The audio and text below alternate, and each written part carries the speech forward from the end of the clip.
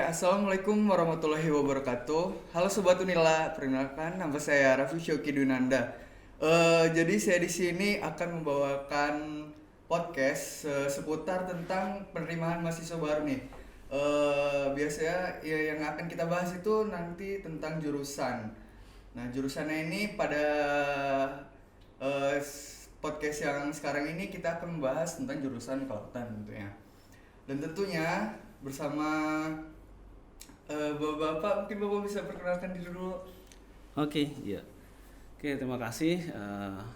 Assalamualaikum warahmatullahi wabarakatuh. Perkenalkan nama saya Hengki Maya Gues. Ya, saya Ketua Program Studi Ilmu Kelautan, jurusan Perikanan dan Kelautan ya, Fakultas Pertanian. Ya. Bismillahirrahmanirrahim. Assalamualaikum warahmatullahi wabarakatuh. Perkenalkan nama saya Anma Hari Kusuma. Saya dosen muda di program studi ilmu kelautan Unila. Terima kasih. Jadi mungkin kita bisa mulai ngobrol-ngobrol aja. Oke, siap. Ya. Ilmu kelautan sih. Nah, sebelumnya tentang ilmu kelautan ini awal mula terbentuknya jurusan ilmu kelautan di Unila ini bagaimana sih, Pak? Ceritanya. Iya, awal mula terbentuknya ya. Jadi gini loh. Mungkin selama ini kan Unila sudah lama berkembang ya. Nah, di Lampung kita lihat Potensi. laut itu hampir menutupi sekitar 3/4 pesisirnya. Ya, 3/4 pesisir Lampung, provinsi Lampung itu adalah laut. Iya, di provinsi Lampung. Iya, tapi di Lampung di Unila tidak ada program studi ilmu kelautan.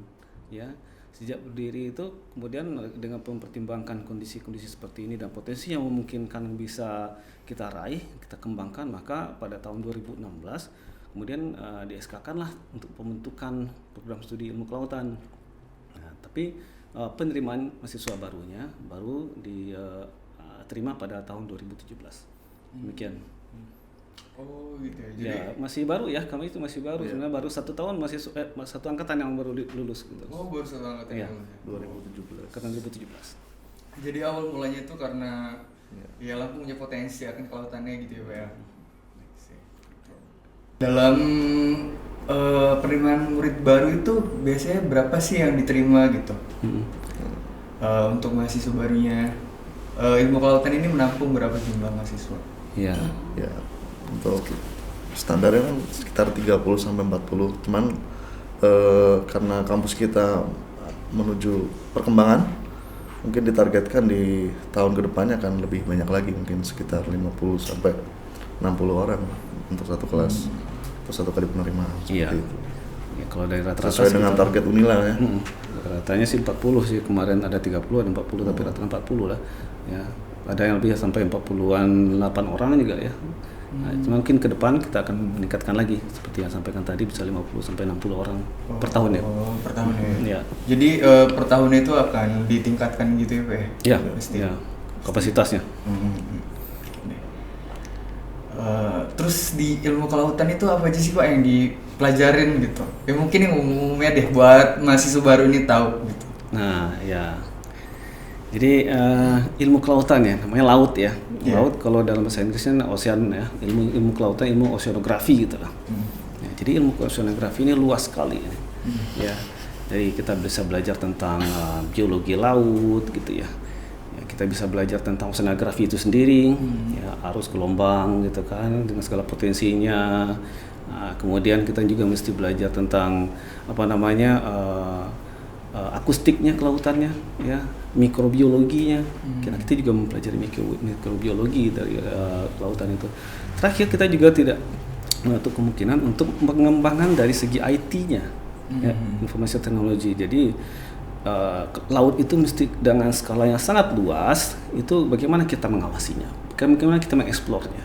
Ya, kalau seandainya kita mesti datang satu-satu mengunjungi laut itu, apalah daya kita, kapasitas kita terbatas kita kan. Ya, jadi bisa mengamatinya, mengawasinya, mengeksplornya dari apa? Dari satelit. Ya, dari satelit dengan penginderaan jauh. Ya, jadi dari penginderaan jauh kita bisa memotret potensi-potensi di laut itu, di manakah sumber daya terumbu karangnya bisa dianalisis, di mana potensi mangrove-nya bisa dianalisis, suhu permukaan lautnya juga bisa dianalisis untuk apa? Untuk cuaca ya. Oh iya. Pendegahan cuaca juga bisa. Nah, dan untuk potensi-potensi misalnya bencana-bencana gitulah dari bencana-bencana iklim ya. Ya juga bisa dari seperti itu. Termasuk juga dianalisis juga dengan menggunakan sistem informasi geografis. Ya, sistem informasi geografis untuk melihat bagaimana peluang-peluang untuk pengembangannya. Ya, nanti bisa dijelaskan tambahkan Pak Anma nanti. Ya. Jadi memang ilmu kelautan itu pada intinya itu ada 4 bidang, ada biologi laut ya. Jadi bagi teman-teman yang suka snorkeling, diving, lihat Nah, itu dia. terumbu karang, lihat ikan karang. Kebetulan kami sudah ada alat selam juga dan kita banyak melakukan rehabilitasi terumbu karang. Kita melakukan kajian-kajian hewan laut seperti mamalia laut. Kita juga punya lumba-lumba di Teluk Kiluan gitu ya. Nah, itu yang bagian suka biologi laut. Kemudian ada juga bidang oceanografi. Jadi oceanografi ini penting ya ketika kita akan melaut dan juga kita akan membangun suatu bangunan di laut gitu kan. Kalau kita ngelaut kita harus tahu tuh pasang surutnya gimana kan. Kalau kandas, kalau misalnya surut kapal kan kandas kan. Jadi kita harus tahu tuh kapan kita melaut. Oh iya. Ya, kemudian kalau kita membangun jetty atau groin itu kan, akibatnya maka nanti ada yang abrasi ataupun akresi menambah. Nah itu kita bisa lihat di bidang oceanografi gitu. Dan yang lagi hit sekarang ini terkait perubahan iklim, di mana itu dipelajari di oceanografi kimia ya, di mana CO2 itu kan sudah tinggi sekali, makanya sekarang udah ada green energy ya kan, semua yang energi yang renewable gitu kan, makanya kayak ada mobil pakai listrik. Nah itu kan pengurangan emisi karbon itu. Nah itu dipelajari di oceanografi. Kemudian ada GIS yang bidangnya Pak Henggi ya, dan juga remote sensing, di mana kita bisa memetakan ekosistem. Ya kita tahu bahwa pariwisata bahari ini terus berkembang gitu, sehingga mengakibatkan degradasi dari ekosistem itu sendiri gitu. Banyak yang foto-foto di mangrove, tahu-tahu nginjek mangrove ya kan. Benar. Banyak yang foto-foto di terumbu karang, karangnya rusak, ya kan? Snorkeling dengan gitu kan. Jadi kita bisa pantau di remote sensing ya, di penginderaan jarak jauh gitu. Kita bisa menggunakan citra Landsat, Sentinel yang paling hit sekarang. Dan kemudian kita membuat suatu informasi ke dalam bentuk sistem informasi geografi atau GIS. Kemudian juga ada lagi akustik dan instrumentasi. Jadi akustik adalah suatu teknik ya, kita mendapatkan informasi dasar laut menggunakan suara. Kenapa suara? Karena ketika kita menggunakan energi cahaya maka kan terserap tuh, jadi nggak efisien gitu, sehingga digunakanlah suara ya. Mungkin kalau 10 meter ya kita masih bisa nyelam gitu, tapi kalau kedalamannya 500 sampai 1 kilo, siapa yang menyelam di dalam situ kan? Tinggi ya, nah iya kan, sehingga digunakan akustik. Nah, dan juga ada instrumentasi, jadi kayak seperti eksplorasi robot bawah air lah, ROV, jadi untuk memantau gitu kan. Ada rig yang bocor, kita juga bisa pantau dengan ROV ataupun IUV seperti itu. Mungkin gambaran luasnya seperti itu gitu untuk teman-teman yang belum saat ini mengetahui dan mungkin tertarik di bidang kelautan, karena memang potensinya sangat besar sekali gitu kan. Di negara kita aja sudah ada tech lead dari kelautan, yaitu Kemenko Maritim dan Investasi ya kan. Oh iya benar. Mungkin kalau lihat Opung ya, Bapak Luhut Binsar Panjaitan ya kan, saat ini sekarang ini mereka menggaungkan laut, potensi laut itu sendiri gitu. Dan seperti itu. Jadi potensinya besar. Sudah ada juga kawasan strategi pariwisata bahari. Jadi bule tahunnya itu Indonesia di mananya Bali. Oh iya benar. Padahal yang kita tahu Bali di Indonesia. Bali Indonesia, makanya sehingga dibentuklah Bali-Bali baru. Ada di Tanjung Layang, di Belitung, namanya KSPN, Kawasan Strategi Pariwisata Bahari.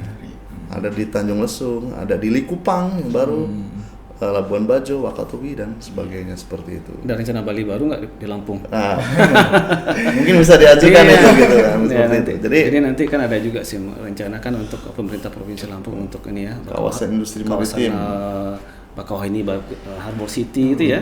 Nah, itu kan juga salah satu memanfaatkan potensi kelautan juga itu.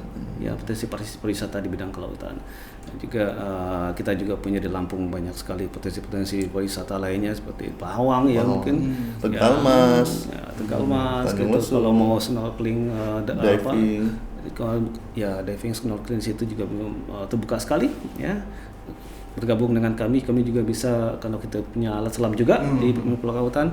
Kita punya dosen-dosen yang memenuhi kualifikasi ya untuk dengan sertifikat selamnya yang mumpuni. Ya, jadi terbuka sekali untuk itu. Dan juga ada pariwisata di bagian barat itu ada Pulau Pisang, itu ada Kiluan itu sudah disebutkan tadi. Jadi banyak sekali ini potensi kelautan itu, ya potensi kelautan yang mungkin bisa menjadi penarik pariwisata dalam rangka menciptakan nanti calon-calon Bali baru gitu ya. Calon-calon Bali baru. Karena potensinya besar sekali gitu, seperti itu buat healing. Karena mungkin untuk orang awam mungkin kelautan kayak perikanan gitu Pak, kayak keren. Ternyata ngurusin banyak juga ya Pak. Banyak, kita lebih luas. Ya, perikanan itu mungkin sebagiannya ya. Sebagiannya yang kita kalau mungkin salah satunya untuk mungkin melihat potensi sumber daya ikan gitu ya. Iya. Potensi sumber daya ikan. Bagaimana kita melihat potensi sumber daya ikan? Bisa jadi penginderaan jauh tadi. Ya, dari melihat misalnya bagaimana sebaran mungkin klorofil A-nya di mana. Ya, suhu kalau nanti akan terbentuk daerah penangkapan ikan. Kelihatan nanti kita bisa dimodelkan untuk melihat daerah penangkapan ikan. Gitu. Jadi menarik sekali. Menarik sekali sebenarnya. Iya sih, karena lautnya cukup luas juga ya Pak ya. Dan Lampung potensinya besar. Lampung juga potensinya besar. Orang belum banyak melirik ke arah laut itu. Jadi kalau kita ngelihatnya itu tadi di pesisir barat kita punya Labuan Jukung, Tanjung Setia, Pulau Pisang, ada lumba-lumba, ikan marlin ya kan? Iya benar. Nah, itu. Kemudian kita masuk ke Tanggamus, masih tentang lumba-lumba lagi, ada Pulau lihat Kiluan. Sudah pernah lihat lumba-lumba langsung nggak? Belum ya? Di ini sih Pak, di acara di Saburai waktu itu. Enggak, yang di lautnya. Yang di laut belum. Ayo nanti gabung-gabung sama kami nanti. Oh jadi orang dari jurusan ini boleh gabung? Boleh, itu terbuka. Terbuka. Bahkan mungkin nanti yang mau snorkeling, mau diving mungkin kita bisa temenin itu karena sumber daya manusia udah lumayan lah. Nah kalau boleh tahu untuk gabung kayak gitu bagaimana Pak caranya? Ya mungkin ya dalam berbagai mungkin bisa semacam bikin event di ini ya, di event di mungkin model ekspedisi. Kalau untuk mahasiswa jadi scientific lebih ke ini. Scientific eksplorasi ya. Eksplorasi. Kayak kita kemarin barusan dari Ketapang itu. Kita mengkaji mangrove, lamun dan terumbu karang dengan camping, healing. Cukup menyenangkan. Iya. Belajar sambil healing. Nah, bener banget. Nanti kalau belum bisa diving di mata kuliah program studi ilmu kelautan ada renang dan juga widya selam. Jadi kita belajar berenang dan snorkeling, kemudian naik lagi kita belajar diving. Gitu. Kalau mau ada yang mau mendapatkan sertifikat selam nanti kita ini sertifikasi. Kalau yang tertarik betul-betul tertarik untuk mendalami terlibat dalam ini kan bukan hanya di bidang kelautan saja, ya siapapun bisa gitu kan untuk masuk ke dunia ini, misalnya untuk menyelam gitu, menikmati ya mungkin fun diving ya fun dive gitu kan, bukan hanya scientific. Kalau kami kan scientific diving bagi yang fun dive juga terbuka kesempatan gitu loh untuk mau lihat anemon, ikan badut, nemo kan, ikan karang yang bagus, pokoknya banyak hal yang kita tidak temukan di darat, temukan di laut, dan itu cukup indah sekali. Seperti itu. Acara itu di setiap minggu atau di setiap bulan? Enggak sih. Enggak. Jadi nanti eventnya dibuat dikemas dalam apa? Kalau kami sudah dikemas dalam bentuk event praktek lapang terpadu gitu ya. Jadi mahasiswa tidak hanya teori di kelas, tapi tahu itu, karang itu yang mana? Oh iya benar. Lamun itu yang mana? Mangrove itu yang mana? Itulah fungsi dari kita terjun ke lapangan, karena harus aplikasi ya Pak ya? Aplikasi, termasuk kemudian dicobakan nanti teknik-teknik saintifiknya seperti apa, bagaimana mengukur secara langsung bagaimana kesebaran terumbu karangnya, keanekaragaman jenis terumbu karangnya, ikan karangnya. Nah itu yang dilaksanakan selama praktek lapang terpadu. Nah itu tujuannya apa? Ya pada saat nanti si mahasiswanya pingin skripsi penelitian, jadi mereka sudah mempunyai bekal gitu ya. Untuk proses-proses saintifiknya seperti apa gitu. Tentunya dengan bimbingan dari dosen-dosen pembimbing juga. Lumayan seru juga ya ilmu kelautan ternyata Pak ya. Makanya ini mungkin media ini sebagai suatu wahana untuk membuka cakrawala kita gitu. Karena kami senang sekali makanya diundang ke sini. Jadi sekali memberikan informasi ya. Iya benar. Karena laut itu potensinya besar sekali gitu. dan belum banyak yang terlibat terjun gitu ya. Belum banyak terjun jadi karena orang melihat fokus selama ini kan kita pembangunannya kan di darat aja. Ya, baru pembangunan laut kemudian baru akhir-akhir ini kan ya dengan terbentuknya Kementerian Kelautan Perikanan ya yang menjadi salah satu ya, yang menjadi salah satu tempat potensi serapan tenaga kerja gitu ya dari lulusan ilmu kelautan. Nah, Kemenko Maritim juga gitu lah. Ya. Dan juga arah-arah pembangunan kita sekarang arahnya udah ke sana, udah ke laut. Kita sudah tidak memunggi laut lagi, tapi kita harus menghadap laut sebagai suatu masa depan. Gitu. Iya benar. Ya, kalau dulu kan paradigmanya membelakangi laut. Jadi kalau orang ada rumahnya di pinggir laut, ada jalan di depan rumahnya dia akan menghadap ke jalan darat. Oh iya. Belakang hanya untuk buangan. Belakang seperti apa? Ya, namanya belakang. Pasti akan jelek kan? Iya. Nah, sekarang paradigmanya apa? Menghadap laut. Ya, Hotel-hotel di Bali yang mahal menghadap ke laut kan? Resort. Makanya muncul waterfront city kan, kota yang menghadap laut. Gitu. Jadi bagaimana kita memanfaatkan sumber daya yang ada di laut itu? Ya, salah satunya adalah itu view-nya yang kita nikmati gitu loh. Dan ujungnya pasti akan meningkatkan produk domestik bruto, jadi untuk mensejahterakan masyarakat sekitarnya gitu. Itu tadi kamu jalan pariwisata bahari. Pasti itu cukup membantu masyarakat juga sih kan. Iya, harusnya gitu. Iya. Karena tadi itu potensi. Nah,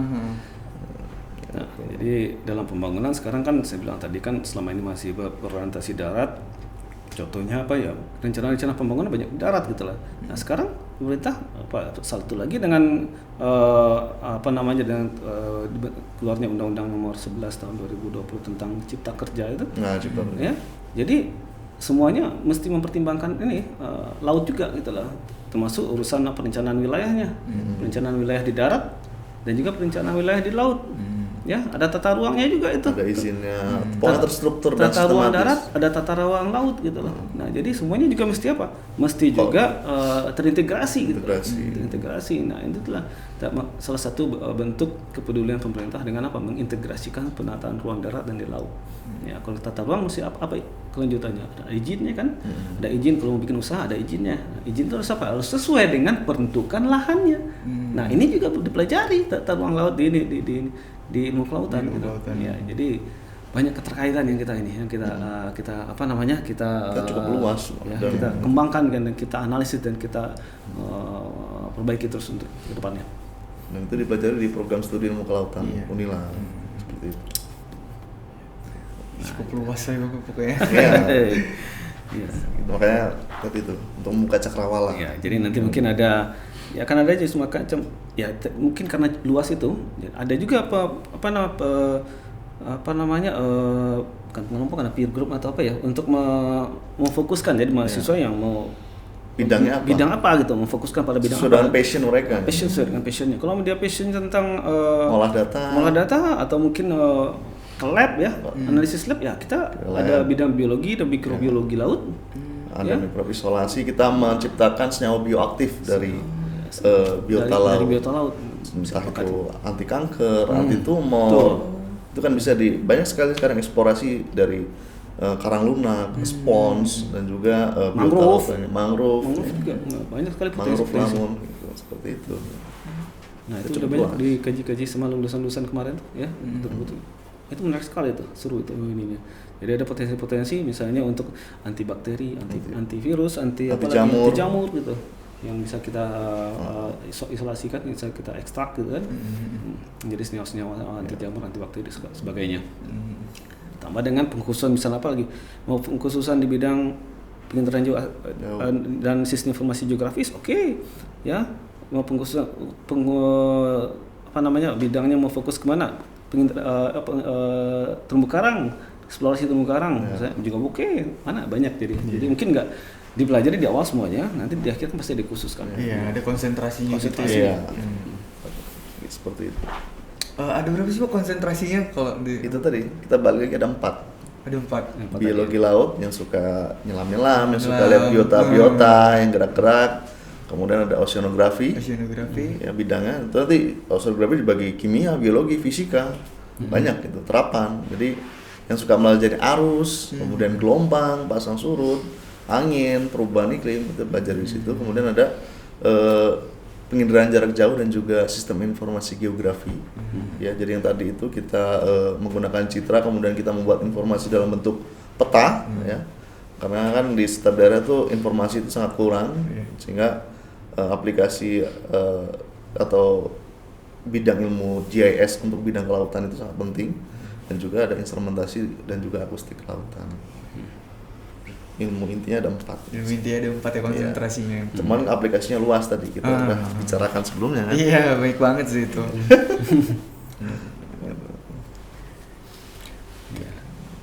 Nah, untuk jurusan ilmu kelautan, program studi. Oh iya, Program untuk studi. prodi ilmu kelautan, apa sih Pak prestasi mahasiswa yang udah didapatkan di prodi ilmu kelautan? Iya. Kemarin gimana Pak Ma yang ini ya? Untuk Zelang menang untuk Agrotech, Perunggu. Itu internasional ya? Oh, itu internasional. International Agrotech Competition ya. Oh, hebat. Tahun 2021 ya.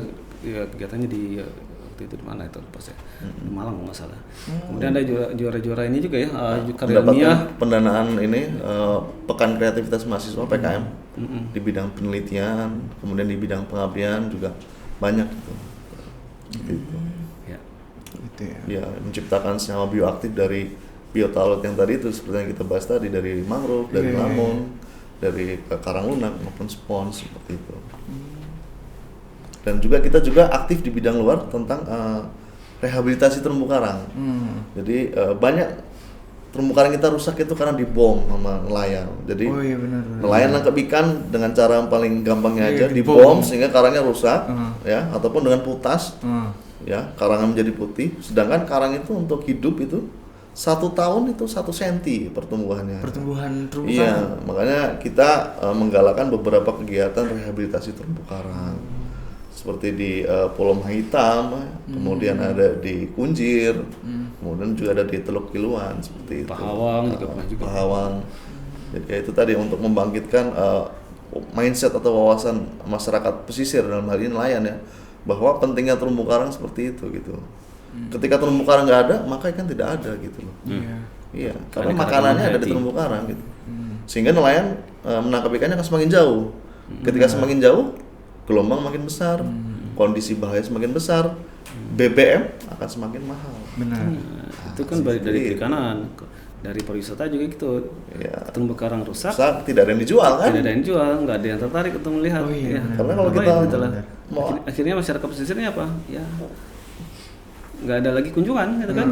Balik lagi ke kehidupan yang lama kan, yang tidak tanpa ada kunjungan wisata. Sementara kita sekarang sudah melihat banyak bagaimana dampak pariwisata itu Dan besar sekali untuk meningkatkan PDB. Tidak hanya di Lampung loh. Itu pariwisata meningkatkan PDB itu di nasional. Jadi sebelum pandemi, pariwisata bahari menempati urutan keempat setelah CPO, minyak dan gas, dan juga karet. Kenapa? Karena ketika kita ngomong migas itu kan akan habis di eksploitasi. Sedangkan pariwisata terus naik seperti itu.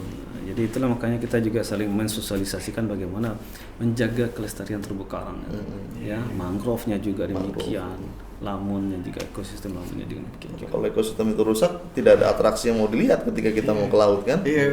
Ya kan? Seperti itu. Karena menyelam kan mau dilihat ekosistem bawah lautnya. Iya, kita mau lihat yang indah kan? Iya, benar banget. Kalau karangnya hancur, ya apa yang mau dilihat kita? Iya, benar. Ikan pun nggak mau ke situ kan? Ingat kan kita ya, ikan aja nggak mau ya. Iya. Jadi ikan aja nggak mau. Makanya itu. Karena udah pada rusak. Iya, rusak. Dan impact-nya juga gede juga kan dari untuk masyarakat sekitarnya Iya, gitu. kepedulian lah. Atau Atau yang dinamakan dengan behavior change, merubah kebiasaan benar. yang buruk seperti itu. Behavior change, behavior. Ya. Itulah. Mungkin udah sampai penghujung podcast ini Pak. Nah mungkin Bapak juga punya pesan dan kesan untuk mahasiswa baru nih yang untuk masih ragu-ragu. Iya, dengan melihat bagaimana potensi yang ada di kita di kelautan, ya, apalagi di Lampung ini, ya, mari kita sama-sama ini, ya, mengeksplorasi, ya, mengeksplorasi laut kita, ya, mari bergabung dengan kami dalam mengeksplorasi tersebut, dan bersiaplah untuk berada di depan. Kami katakan demikian karena ada banyak peluang-peluang yang ada di sini ya, peluang kerjanya juga ada karena kemarin juga ada lulusan kami yang juga mendapatkan pekerjaan yang cukup representatif lah ya, nah di bidang itu. Nah jadi mari kita bergabung, mari siaplah untuk berada di depan bersama kami. Oh iya, bagus sekali sih itu Pak. Untuk saya kita harus tahu bahwa negara kita sebagian besar adalah laut. Iya. Saat ini orang-orang yang berkecimpung di lautan itu masih sedikit. Besar potensi kita untuk menggali dan juga mengeksplorasi ya. Karena perlu diingat bahwa laut adalah masa depan bangsa kita. Seperti itu. Jika kita nggak ada yang peduli dengan laut atau tidak ada yang bermain ke laut, mau siapa lagi? Iya. Ya kan? Padahal di dalam laut itu sendiri tersimpan kekayaan sumber daya alam hayati ya, yang hidup, kemudian non hayati seperti minyak dan gas yang seharusnya cukup untuk mensejahterakan bangsa kita. Sehingga kami ini kan kedepannya akan tua kan, gitu.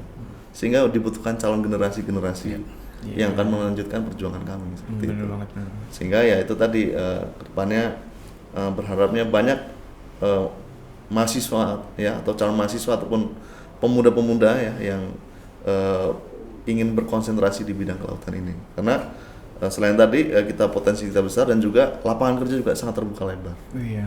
Ya, kita bisa di birokrat, kita bisa di NGO seperti WWF dan sebagainya, kita bisa di konsultan minyak dan gas yang gajinya besar, ya kan? Kemudian kita juga bisa di pariwisata bahari, kita bisa juga menciptakan senyawa bioaktif yang saat ini penyakit-penyakit besar itu akibat COVID merajalela kan, seperti tumor, kanker, dan itu sekarang saat ini sudah dieksplorasi dari senyawa biota laut itu sendiri seperti itu. Kemudian kita juga bisa di mapping ya, pemetaan dan juga GIS bagi yang suka listrik bisa terkonsentrasi di instrumentasi yang nanti mungkin bisa ke perusahaan software ataupun peralatan seperti itu. Jadi sangat terbuka besar. Iya. Seperti itu. Sangat menjanjikan sekali berarti ya dari Iya. tadi pastinya. Oke. Cukup ya. Jadi itu pesan dan kesan dari Bapak untuk teman-teman yang masih bingung mau masuk jurusan mana di Unila, ilmu kelautan ini bisa menjadi salah satu juga loh yang dan cukup menjanjikan juga nih buat teman-teman. Oke, itu aja podcast untuk sekarang ini. Terima kasih Bapak sebelumnya udah hadir di podcast ini, udah menyempatkan waktunya. Ya. Oke, itu aja. Terima kasih. Wassalamualaikum warahmatullahi wabarakatuh. Waalaikumsalam warahmatullahi wabarakatuh.